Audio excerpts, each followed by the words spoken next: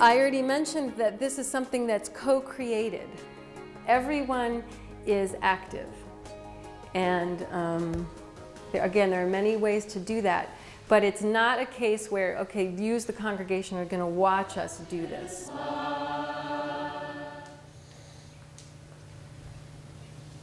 My daughter went to kindergarten.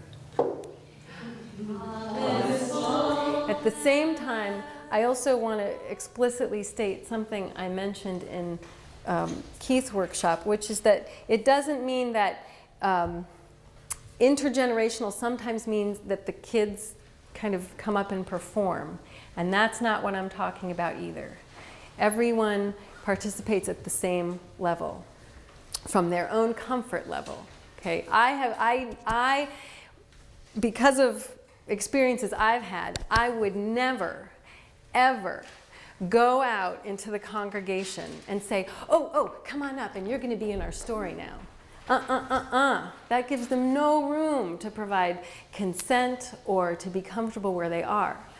Okay, so I always say, if I'm involving, who has an idea? Who has an idea? And someone can raise their hand and shout out an idea. But I would never grab anyone and bring them up.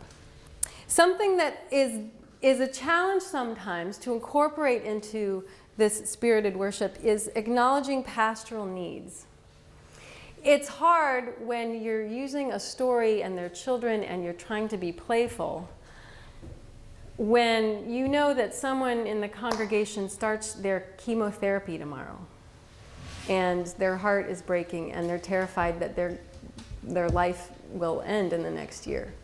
And how do you do that? The Reverend Diana Heath taught me a very important lesson that I've never forgotten, and she told me once, every Sunday someone's heart is breaking. And so as a minister, I try to remember that as I prepare worship. Every Sunday, I don't know who it is, but there's at least someone who needs hope and who needs to be met in their suffering.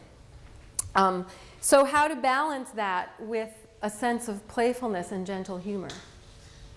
It could be that there's one piece of the service where you're speaking to that person.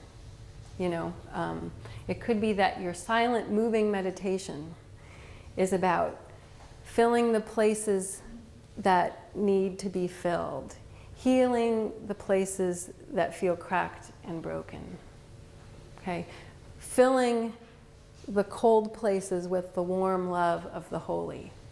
Okay, but I put this in here just to underscore the fact that this is not a silly worship form. It can be, but it has to be held with reverence.